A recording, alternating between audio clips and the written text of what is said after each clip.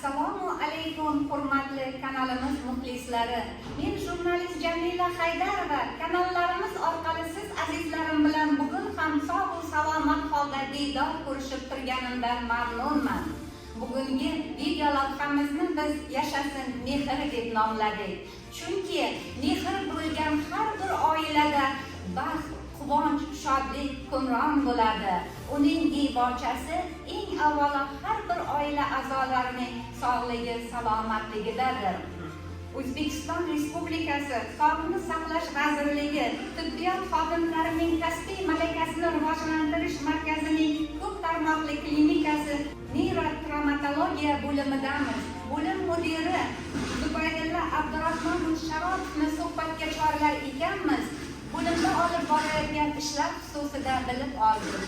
Sog'ligingiz yaxshimi? Oyoq qanday? Yaxshi bo'ldi. Ha, yurib ko'ringchi, bundan sekin bir ko'raylik. Oqsoqlanmasa endi bu yoqqa qarab. Asal boshini ichi ko'tar. Ashu Allohga shukr, Allohga ming shukr qilamiz. Sizda yaxshi insonni qo'liga ana sog'lig'im kelishini tushdi. Allohning o'ziga shukr. Siz man qilgan o'zingizni qilgan mehnatingiz natijasini ko'ryapsiz. Rahmat. Allohga shukr. Ozroq Og'iri bo'lsinlar endi. sog'amiz bor. Ko'ngildan chiqarib doktor o'zimizni O'zbekistonda mehmon o'tiramiz doktor. Zubaydulla aka, avvalo assalomu alaykum. Va alaykum assalom. Bemoringiz avtohalokatga uchragan Rayhona Ergasheva ko'zida minnatdorchilik yoshlari bilan sizga minnatdorchilik bildiryapti. Bularda qanday operatsiya o'tkazilgan edi? Bizda klinikamizda Rayhona Ergasheva 11-iyun 2024-yil kuni og'ir ahvolda avtohalokat tufayli og'ir ahvolda shifoxonamizga olib kelinadi. Olib kelinganda ahvoli og'irligi sababli reanimatsiya bo'limiga yotqiziladi. Reanimatsiya bo'limida reanimatologlar, anesteziologlar, xirurglar tomonidan birinchi yordam ko'rsatilgan.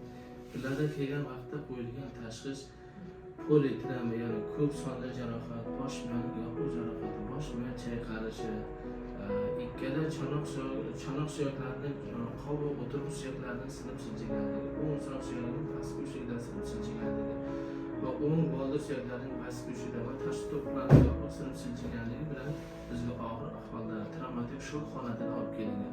Birinchi yordam ko'rsatilgan, barcha kerakli muolajalar qilingan. Bemorning ahvoli nisbatan ijobiy tomonga o'zgargandan so'ng biz malakali shifokorlar bilan kelishilgan holda zudlik bilan operatsiya qilish lozim deb topdik. Sababi ularda son suyagiga katta nay son suyaklarida ko'pincha ba'zi monografiya literaturlarida o'sha yog'li emboliya, tromboemboliya degan asoratlar kuzatiladi.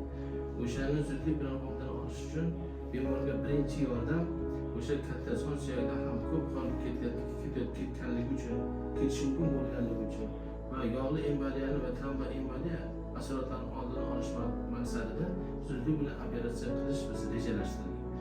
Bu bemorimizni avvalambor og'ir bemorlar tushganda bizni mana klinikamizdan tashqari Respublika institut travmatologiya klinikasida ishlaydigan yetakchi mutaxassislar, ya'ni bulardan Mirzayev Shavkat, keyin Respublika shoshilinch tibbiy yordam klinikasida ishlaydigan bizning ustozimiz Erkin Yo'ldosh tomonlari bilan telefon orqali maslahatlashdik va bir-birimiz bilan kelishilgan holda bu bemorning hayotini saqlab qolish uchun lozim bo'ladigan, zarur bo'ladigan operatsiyalarni biz kelishib oldik.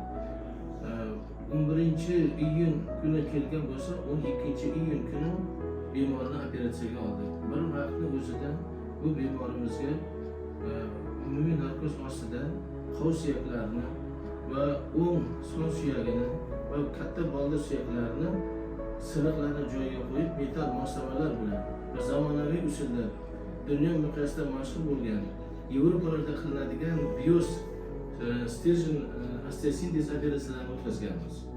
Bemor kundan kunga operatsiyadan keyin ahvoli yaxshilashib o'ziga keldi va davolanish davrida tezroq oyoqqa turish barcha muolajalarni qildik, tezroq aktivlashtirish maqsadida.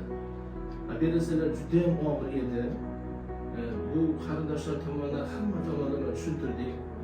bilan operatsiyaga roziligini bildirgan, bemorning o'zi ham roziligini bildirdi. Biz bir ikkita guruh bilan operatsiya qilganmiz. Operatsiya juda muvaffaqiyatli o'tdi. Ahvoli hozirgi vaqtda mana ahvoli yaxshi, mana ko'rib turibsizlar. Yuribdi. Juda xursand. Juda yaxshi. Xalqimiz orasida kengashib to'y tarqamas degan bir yaxshi ibora bor. Mana shu kengashib birgalikda operatsiya qildik deyapsiz. Ana shu siz bilan birgalikda operatsiya qilgan qo'li yengil Gippokrat qasamiga sodiq shifokorlarni ism familiyalarini ham aytib o'tsangiz. Biz bilan operatsiya qilib, birgalikda operatsiya qilgan o'zim va yonimizda yaxshi mutaxassis Usanov Mirjahon Raimzakovich, travmatolog va Sadulla Nabiyevich Abdurahimov boshchiligida bizda 3 ta travmatolog va undan tashqari anesteziologlar Ruziboyev, Hakimboy va O'tkir anesteziologlar bilan birgalikda operatsiya qildik. Zubayr aka, mana har bir kasbni o'ziga yarasha mashaqqati, mas'uliyati bor. Mana shu shifokorlik kasbini egallash uchun qancha muddat talab etiladi? Mukammal egallash uchun. Endi mukammal egallash uchun, bitta sohani mukammal egallash uchun avvalambor kamida 10 yil vaqt kerak. Chunki 10 yil vaqt ichida o'zini har doim malakasini oshirib yurish kerak. Kerak bo'lsa chet ellarga borib o'qib malakasini oshirib kelish kerak. Ko'p kitob o'qish kerak. Operatsiyalarga ko'proq qatnashish kerak. Malakasi doim o'zini ustidan izlanib borish kerak. Va boshqa klinikalar bilan birga kelishilgan holda borib birga operatsiyalar qilib o'tish kerak. O'shandagina bu yaxshi mutaxassisga erishsa bo'ladi. Ko'zlangan maqsadga erishiladi. Mana masalan ko'pincha o'qiymiz-da, mana e'lonlarda ham ko'ramiz. Hindistondan shifokorlar brigadasi kelibdi yoki Germaniyadan mutaxassislar kelibdi degan. Mana shu juda qiyin operatsiyani muvaffaqiyatli o'tgani haqida gapirib berdingiz.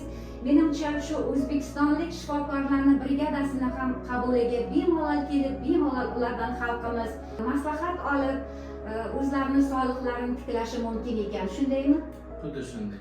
Biz ishlaydigan klinikamiz tibbiyot xodimlarining kasbiy malakasini rivojlantirish markazining ko'p tarmoqli klinikasi, neyrotravmatologiya va travmatologiya bo'limi. Bu demoqchimanki, bizning klinikamizda barcha operatsiyalar qilinadi. Oldin bir paytlar noyob operatsiyalarni o'sha chet elda, Yevropada borib qildirib kelar edi. Hozirgi vaqtda biz ham mana o'zimizda komandamiz. Shu shifokorlarimiz butun chet ellarga o'qib malakasini oshirib kelgan. Travmatologiya, ortopediya bo'yicha barcha operatsiyalarni bemalol chet elga bormasdan bizning klinikamizda kelib, mana shu yerda ko'rsatib, maslahat olib, operatsiya qildirish mumkin va davolanish mumkin. Zubayr aka, gapni indallosini aytganda har bir kasbni o'zini chempioni bo'ladi. Mana shu shifokorlik kasbini ham chempioni deganda siz nimani gapirib bergan bo'lardingiz? Misol uchun, men jarrohlik yo'nalishi bo'yicha og'ir kasallarda bitta bemorda bir vaqtning o'zida 2 ta, 3 ta, 4 ta joyini operatsiya qilish og'ir holatda. Buni meni o'zimning shaxsiy fikrim, bu chempionlik darajasi deb o'ylayman. Chunki hamma joyda ham qilinavermaydi bunaqa operatsiya. Buning uchun juda kuchli malaka o'qish kerak. Unga yetarlicha tajriba kerak. Ustozlarni o'rgatgan ilmlari kerak. Demak, avtohalokatga uchragan Rayhon opada xuddi shunday operatsiya o'tkazilgan ekanda. Xuddi shunday operatsiya o'tkazilgan. Ha, azizlar, xalqimiz orasida so'rab o'rgangan olim, orlanib so'ramagan o'ziga zolim degan naql bor.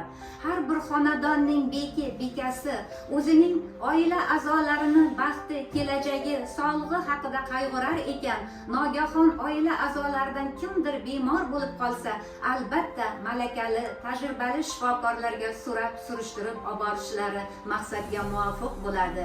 Chunki siz oilangizni osoyishtaligini ta'minlagan bo'lasiz.